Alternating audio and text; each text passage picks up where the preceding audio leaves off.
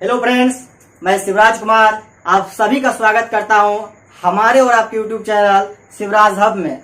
आज हम लोग फिजिक्स के कुछ न्यूमेरिकल को सॉल्व करेंगे और यह देखने का प्रयास करेंगे कि ये सारे न्यूमेरिकल किस टाइप से सॉल्व होते हैं। तो आपको पहला क्वेश्चन डिस्प्ले में शो हो रहा होगा और देखिए और बताइए कि इसका आंसर क्या होगा। तो पहला क्वेश्चन क्या है, हम पढ़ के सुनाते हैं कि निम्नलिखित में कौन सा समीकरण वेग समय संबंध को दर्शाता है। तो देखिए, आपका जब भी क्वेश्चन वेग समय यानी संबंध से रिलेटेड आएगा, क्या आएगा, संबंध से अगर रिलेटेड कोई भी क्वेश्चन आएगा फिजिक्स में, तो हम लोग उसको कैसे सॉल्व करते हैं। आपको तो क्वेश्चन देख करके तो पूरा हालत खराब हो गया होगा कि क्वेश्चन कैसे सॉल्व होगा, लेकिन नहीं, इसमें कुछ जुगाड़ है, यानी कि कुछ हम लोग इसमें समझने का प्रयास करेंगे कि कुछ ट्रिक है, उसको हम लोग देख लेते हैं। पहला देखिए, आपका देखिए ऑप्शन क्या किया है। हम लोग फिजिक्स में पढ़े थे कि एक फार्मूला होता है, यानी कि एस बराबर UT plus half eighty square. अब दूसरा हम लोग क्या पढ़े थे कि वी स्क्वायर बराबर क्या होता है, यू स्क्वायर प्लस 2as। और तीसरा क्या होता है, v बराबर u प्लस एटी। हम लोग ये तीन समीकरण को तो फिजिक्स में अच्छे तरह से पढ़ लिए हैं। हम लोग इसी तीनों समीकरण में देखते हैं कि किसका संबंध किससे है, किसका संबंध किससे है। हम लोग जब भी संबंध निकालने का बात करेंगे, हम लोग जब भी संबंध निकालने का बात करेंगे, उस समय हम लोग एक चीज का सिर्फ ध्यान देंगे। वह कौन सा चीज, वह u और a को हम लोग क्या करेंगे, जीरो मान लेंगे। अर्थात जीरो का कहने का मतलब हुआ कि हम लोग उसको नगण्य मान लेंगे, अर्थात हम लोग इसको देखेंगे ही नहीं। जब देखिए u और a को जीरो मान लीजिएगा तो मेरा यह समीकरण किसका रिलेशन बताएगा। देखिए, हम लोग u को भी जीरो मान लिए और a को भी जीरो मान लिए, बचा क्या, s और t ना बचा। देखिए s और t ना बचा, तो मेरा क्या बचा, s और t बचा। फिर देखिए, इसमें देखिए हमको क्या बोले, u और a को जीरो मानते हैं। u को जब जीरो मान लिए, a को जब जीरो मान लिए, नगण्य मान लिए, तो मेरा बचा किया v और s ना बचा, यानी कि मेरा क्या बचा, v और s। अब v स्क्वायर है तो उसको मत देखिए कि v स्क्वायर, लेकिन हम मोटा मोटी समझा रहे हैं कि क्या बचा, बचा क्या, v और s बचा। अब देखिए, जब u और a को जीरो मान लीजिएगा तो यहाँ से मेरा क्या बचेगा, v बराबर कितना हो जाएगा, t। अब देखिए, यही संबंध आपका एग्जाम में पूछता है, यही रिलेशन आपका एग्जाम में पूछता है। देखिए, s मेरा है विस्थापन, s मेरा क्या है, s मेरा है विस्थापन और t मेरा क्या है, समय है। ठीक है, अब देखिए इसमें देखिए v मेरा क्या है, वेग है। s बराबर अभी क्या बोले, s बराबर विस्थापन है, s बराबर विस्थापन। यहाँ पे v मेरा क्या है, वेग है, t मेरा क्या है, समय है। देखिए, पहला समीकरण s बराबर ut plus half eighty square विस्थापन और समय को बताएगा। दूसरा समीकरण v स्क्वायर बराबर u स्क्वायर प्लस 2as, यह मेरा वेग और विस्थापन को बताएगा।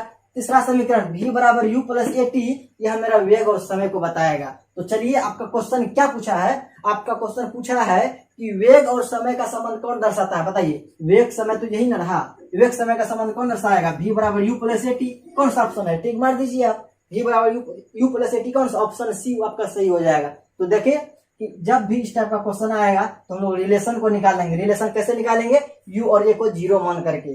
तो चलिए हम लोग अगले सवाल की ओर बढ़ते हैं कि अगला सवाल क्या कहता है। आपका अगला सवाल कहता है कि स्थिर अवस्था से शुरू होने के बाद एक नाव एक सीधा रेखा में नियत दर से 3 मीटर पर सेकेंड स्क्वायर के त्वरण से 8 सेकेंड तक गति करता है। इस समय के दौरान नाव द्वारा तय की गई दूरी ज्ञात करें। तो देखिए, एक चीज आप ध्यान रखिए, त्वरण किसे कहते हैं, यानी कि त्वरण जो है, त्वरण का SI मात्रक क्या होता है, त्वरण का SI मात्रक होता है मीटर पर सेकेंड स्क्वायर। कभी कभी जो है एग्जाम में क्या रहता है, मीटर पर सेकेंड स्क्वायर नहीं दे करके इसको क्या करता है, मीटर पर सेकेंड -2 कर देता है, यानी कि सेकेंड को क्या कर देता है, ऊपर कर देता है, यानी कि मीटर सेकेंड -2 करता है। तो आपको कंफ्यूज नहीं होना है, यह भी आपका जो है त्वरण का ही समीकरण होता है। तो चलिए क्वेश्चन को हम लोग सॉल्व करते हैं। क्वेश्चन क्या कहता है, क्वेश्चन में हमको तय की गई दूरी निकालने के लिए कहता है। तो दूरी का फॉर्मूला आपको बताए थे कि s बराबर होता है ut plus half eighty square. आपको क्वेश्चन में दिया क्या क्या है पहले उसको आप लिख लीजिए। स्थिर अवस्था से शुरू हुआ है। यदि कोई वस्तु स्थिर अवस्था से शुरू हुआ, यानी कि मतलब पहले विराम में था, विराम से शुरू हुआ, मतलब प्रारंभिक वेग क्या है, जीरो है। तो प्रारंभिक वेग जीरो है तो हम लोग क्या करेंगे, u मेरा है प्रारंभिक वेग, u मेरा क्या है प्रारंभिक वेग, u को हम लोग जीरो मान लिए। अब उसका क्या कहता है, सीधी रेखा में नियत दर से गति करता है और 3 मीटर पर सेकंड स्क्वायर के त्वरण से चलता है। यानी कि त्वरण को हम लोग क्या बोलते हैं, ए त्वरण कितना है 3 मीटर पर सेकंड स्क्वायर।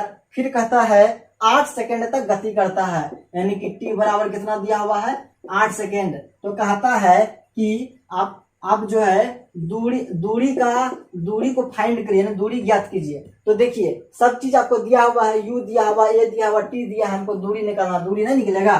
दूरी बराबर फॉर्मूला क्या पढ़ाए थे, ut plus half T square. u का मान कितना है, देखिए u का मान 0 है। यदि हम 0 गुना कितना t कितना है, t है मेरा 8 सेकेंड, प्लस कितना हो जाएगा 1/2 इंटू a कितना है 3 इंटू टी स्क्वायर, टी का मान कितना है 8 का होल स्क्वायर बराबर देखिए 0 गुना मल्टीप्लाई 0 0 हुआ। s बराबर कितना हो जाएगा 1/2 इंटू 3 गुना 8 का स्क्वायर कितना होता है 8 गुना 8, 2 बार लिख दीजिए। अब देखिए काटिए 4 गुना 8, 8 चौके कितना हुआ 32 गुना कितना हो जाएगा 3 हो जाएगा। तो 3 गुना कितना हो जाएगा 6, 3 तिया 9, यानी कि आपका क्या हो जाएगा 96 हो जाएगा। कितना हो जाएगा 96, यानी कि दूरी पूछा है तो दूरी में हम लोग क्या लिखेंगे 96 मीटर। क्या लिखेंगे 96 मीटर। देखिए इसमें आप एक जुगाड़ से भी काम चला सकते हैं। जुगाड़ क्या है, आपको पता है कि दूरी का SI मात्रक मीटर होता है। तो देखिए तो आपका ऑप्शन में जो है ना, एक ऑप्शन सिर्फ मीटर वाला दिया है, बाकी सब मीटर सेकेंड, मीटर पर सेकेंड, सब चीज मीटर पर सेकेंड दिया है। तो आप जुगाड़ से भी काम चला सकते हैं कि दूरी का मतलब मीटर होता है, खट्टा से टिक मार दीजिए मीटर वाला ऑप्शन, आपको ना ही बनाने का झोल ना ही कुछ का झोल। तो चलिए कभी कभी एग्जाम में ऐसा आता है, ये रियल केस में होता है, ऐसा नहीं समझिएगा कि बार बार ऐसा एग्जाम में आता है, ऐसा नहीं होता है। कभी कभी एग्जाम आता है जो कि आप ऑप्शन से भी आप काम चला सकते हैं। बाद बाकी तो आपका ये है, अब निकालिए बैठ करके। अगला क्वेश्चन कहता है यदि एक ट्रॉली विरामा अवस्था से 2 मीटर पर सेकेंड स्क्वायर के त्वरण से गतिमान है तो बताइए कि 4 सेकंड में उसका वेग क्या हो जाएगा। देखिए एक ट्रॉली को गति कर रहा है, तो चलिए ट्रॉली को हम लोग भी गति करा दीजिए। क्या कहता है कि एक ट्रॉली जो है विरामा अवस्था से प्रारंभ हुआ। अब बताइए विरामा अवस्था से प्रारंभ हुआ मतलब हुआ कि उसका u जो है 0 है, यानी कि प्रारंभिक वेग क्या है 0 है। उसके बाद 2 मीटर पर सेकेंड स्क्वायर का त्वरण उत्पन्न करता है, यानी कि त्वरण को हम लोग ये बोलते हैं 2 मीटर पर सेकेंड स्क्वायर त्वरण उत्पन्न किया। उसके बाद 4 सेकेंड के बाद उसका वेग कितना होगा, यानी कि t बराबर कितना दिया हुआ 4 सेकेंड। आपका अंतिम वेग पूछा है कि v बराबर क्या होगा, अंतिम वेग यानी कि v बराबर क्या होगा। आप पढ़े हैं कि v बराबर क्या होता है, v बराबर ut, यानी कि v बराबर u प्लस at होता है। v बराबर क्या होता है u प्लस at। तो चलिए v बराबर u का मान तो 0 है तो 0 रख दीजिए, प्लस a का मान कितना है 4, t का मान कितना है 2, तो कितना हो जाएगा v बराबर 8। कितना हो जाएगा, अंतिम वेग आपका कितना हो जाएगा 8 हो जाएगा। अंतिम वेग आपका कितना हो जाएगा 8 हो जाएगा। तो चलिए हम लोग अगले सवाल की ओर देखते हैं। तो चल देखिए आपका क्या हो जाएगा, आपका वेग पूछा है, देखिए ऑप्शन गड़बड़ाइए मत। ऑप्शन सी है 8 मीटर पर सेकंड स्क्वायर, ऑप्शन ए है 8 मीटर पर सेकंड। बताइए कौन होगा 8 मीटर पर सेकेंड। क्यों, क्योंकि वेग का ऐसा मात्रक होता है मीटर पर सेकेंड। मीटर पर सेकेंड स्क्वायर ऑप्शन सी दिया है, लेकिन मीटर पर सेकेंड स्क्वायर क्या है त्वरण का मात्रक होता है। तो चलिए हम लोग अगले सवाल की ओर बढ़ते हैं कि अगला सवाल मेरा क्या कहता है। अगला सवाल है आपका कि मुक्त रूप से गिर रहा कोई वस्तु किसका उदाहरण है। ऑप्शन ए है आयताकार गति, ऑप्शन बी है असमान गति, ऑप्शन सी है समान त्वरित गति, ऑप्शन डी है वृत्तीय गति। बताइए क्या होगा ऑप्शन। क्वेश्चन क्या कहता है कि मुक्त रूप से, यानी कि मुक्त रूप मतलब कहने का अर्थ क्या हुआ स्वतंत्र रूप से। अगर स्वतंत्र रूप से कोई वस्तु अगर पृथ्वी पर गिरता है तो वह कौन सा गति करेगा। बताइए तो वह वह जो है समान त्वरित गति करेगा। कौन सा गति करेगा? समान त्वरित गति करेगा। यदि कोई पिंड स्वतंत्र रूप से गिर रहा है तो वह समान त्वरित गति करेगा। तो चलिए हम लोग जो है अगले सवाल की ओर बढ़ते हैं। अगला सवाल क्या कहता है? अगला है कि जब 21 न्यूटन का एक बल 3 केजी द्रव्यमान वाली वस्तु पर लगाया जाता है तो कितना त्वरण उत्पन्न होगा? तो देखिए, अभी जो है इस प्रकार के सवाल को बनाने के लिए आप एक सूत्र को पढ़े थे। वह सूत्र क्या है? F बराबर होता है ma। यह F बराबर ma कहाँ से आया? न्यूटन का द्वितीय नियम है। न्यूटन का क्या है? द्वितीय नियम। न्यूटन का द्वितीय नियम कहता है कि संवेग परिवर्तन की दर आरोपित बल के समानुपाती होता है। यानी कि न्यूटन के द्वितीय नियम से जो है वह बल का सूत्र को प्राप्त किया जाता है। प्रथम नियम से परिभाषा और द्वितीय नियम से सूत्र। वह सूत्र क्या है? F बराबर ma है। क्वेश्चन क्या है देखिए तो, 21 न्यूटन का बल लगा। F बराबर कितना? 21 न्यूटन का बल लगा। द्रव्यमान कितना है? 3 केजी का द्रव्यमान है। तो बताइए कि कितना त्वरण उत्पन्न किया। अब काटिए, 3 से इसको काट दीजिए। 7 या 21, ये बराबर कितना हो जाएगा? 7 हो जाएगा। कितना त्वरण उत्पन्न करेगा? ये बराबर 7 मीटर पर सेकेंड स्क्वायर। कुछ था क्वेश्चन? सिर्फ आपको फॉर्मूला पर ध्यान देना है कि क्वेश्चन क्या कहता है, उसी प्रकार से आपका बन जाएगा। अब हम लोग अगले सवाल की ओर बढ़ते हैं। अगला सवाल क्या कहता है? यदि 10 किलोग्राम द्रव्यमान की किसी वस्तु पर 20 न्यूटन का बल लगाया जाता है तो त्वरण कितना होगा? फिर वही बात कहता है। F बराबर क्या है? हम लोग ma लगा देंगे। कितना है? 10 किलो द्रव्यमान, यानी कि m का मान कितना दिया हुआ? 10 दिया हुआ है और 20 न्यूटन का एक बल है। तो बताइए कि कितना त्वरण उत्पन्न करेगा? तो 10 गुना कितना हो जाएगा? 20 हो जाएगा। ये बराबर कितना हो जाएगा? 2 मीटर पर सेकेंड स्क्वायर। ये बराबर कितना हो जाएगा? 2 मीटर पर सेकेंड स्क्वायर, क्योंकि त्वरण है। त्वरण का ऐसा मतलब क्या होता है? मीटर पर सेकेंड स्क्वायर होता है। तो देखिए ऑप्शन आपका डी सही हो जाएगा। तो चलिए हम लोग अगले सवाल की ओर बढ़ते हैं। अगला सवाल क्या कहता है? कहता है कि 150 केजी द्रव्यमान की एक वस्तु 5 सेकेंड में 6 मीटर पर सेकेंड से 16 मीटर पर सेकेंड की वेग से गति करता है, यानी त्वरित होता है। तो त्वरण का मान बताइए। देखिए अभी आपको हम बताए थे कि F बराबर क्या होता है? F बराबर ma होता है। यानी कि F बल है, m द्रव्यमान है और ये मेरा क्या है? ये त्वरण है। हम लोग त्वरण को जो है ऐसे भी लिख सकते हैं, F बराबर m इंटू त्वरण क्या है? वेग में परिवर्तन की दर को क्या कहते हैं? त्वरण कहते हैं। यानी कि पहले वेग v था, दूसरा वेग u था बटे t, यानी कि वेग में परिवर्तन की दर को हम लोग क्या बोलते हैं? त्वरण बोलते हैं। हम लोग इसी फॉर्मूला से आपका आज का अभी जो क्वेश्चन है, क्वेश्चन बनेगा। क्या कहता है कि त्वरण ज्ञात करें, तो हम लोग त्वरण को लिख सकते हैं v minus you by T. यानी कि हम लोग त्वरण को लिख सकते हैं त्वरण बराबर v minus you by T. क्यों? क्योंकि वेग में परिवर्तन की दर त्वरण है। तो चलिए क्वेश्चन क्या है कि 150 केजी द्रव्यमान की वस्तु 5 सेकेंड में 6 मीटर पर सेकेंड से 16 मीटर वेग हो जाता है। तो अंतिम वेग कितना हुआ? अंतिम वेग 16 हुआ। प्रारंभिक वेग कितना हुआ? प्रारंभिक वेग 5 हुआ बटे प्रारंभिक वेग कितना है? प्रारंभिक वेग 6 है बटे समय कितना है?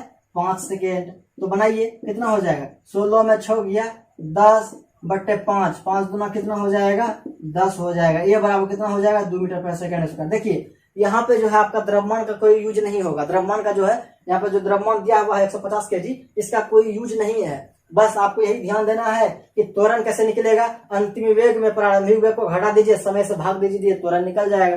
अंतिम वेग आपका 16 है, प्रारंभिक वेग 6 है, दोनों का घटा करके समय से भाग दीजिए, आपका क्या आ जाएगा? त्वरण निकल जाएगा। तो चलिए हम लोग आगे बढ़ते हैं। आपका अगला क्वेश्चन है कि एक कार का वेग 5 सेकेंड में 18 से 36 हो जाता है, तो उसका त्वरण बताइए क्या है। देखिए आपको जब यह क्वेश्चन हम इसलिए लाए हैं, यह क्वेश्चन में यूनिट का हेराफेरी है। आपको 5 सेकेंड दिया हुआ है, वेग आपको किलोमीटर पर सेकेंड दिया है। बताइए कभी सेकेंड को किलोमीटर पर घंटा से तुलना कर पाइएगा? नहीं कर पाइएगा। तो किलोमीटर प्रति घंटा को क्या करेंगे? हम लोग मीटर पर सेकेंड में बदलेंगे। अब बताइए जब हम लोग किलोमीटर प्रति घंटा को मीटर पर सेकेंड में बदलते हैं तो क्या करते हैं? बताइए जब हम लोग किलोमीटर प्रति घंटा को मीटर पर सेकंड में बदलते हैं तो हम लोग 5/18 से गुना करते हैं। क्या करते हैं? 5/18 से हम लोग क्या करते हैं? गुना करते हैं। तो पहला वेग को मान ले, पहला वेग u है, u का वेग कितना है? 18 किलोमीटर प्रति घंटा। 18 किलोमीटर प्रति घंटा को मीटर पर सेकंड में बदलने के लिए 5/18 से गुना करते हैं तो 18 आपका कट गया, इक्वल टू कितना हो जाएगा? 5 मीटर पर सेकेंड। फिर दूसरा वेग आपका क्या दिया? 36 दिया हुआ है। v बराबर कितना लिखे? 36 गुना 5/18, 18 गुना 36, 5 गुना कितना हो जाएगा? 10 मीटर पर सेकेंड स्क्वायर या 10 मीटर पर सेकेंड। यानी पहला वेग आपका 5 मीटर पर सेकेंड, दूसरा वेग कितना है? 10 मीटर पर सेकेंड। त्वरण, आपको त्वरण पूछा है। त्वरण बराबर भाई क्या पूछे थे? वेग में परिवर्तन की दर। तो v माइनस u बाय कितना हो जाएगा? t हो जाएगा। अब देखिए v का मान कितना है? 10 दिया हुआ है, u का मान कितना है? 5 है, बटे t कितना दिया हुआ? देखिए सवाल आपका t 5 दिया हुआ है तो 10 में 5 गया, 5/5 इक्वल टू कितना हो जाएगा? 1 हो जाएगा। त्वरण का मान कितना हो जाएगा? 1 मीटर पर सेकेंड स्क्वायर। आशा करता हूं कि आज का क्लास आपको बहुत बेनिफिट हुआ होगा। तो चलते हैं आज, फिर मिलते हैं अगले वीडियो में। तब तक के लिए बाय, टेक केयर। और हाँ, इस बात को ध्यान रखिए कि यदि आज का क्लास आपको अच्छा लगा तो लाइक कीजिए, शेयर कीजिए और कमेंट करके जरूर बताइए कि आज का क्लास आपको कैसा लगा। फिर मिलते हैं नए ऊर्जा, नए उत्साह, नए उम्मीद के साथ। तब तक के लिए बाय, टेक केयर।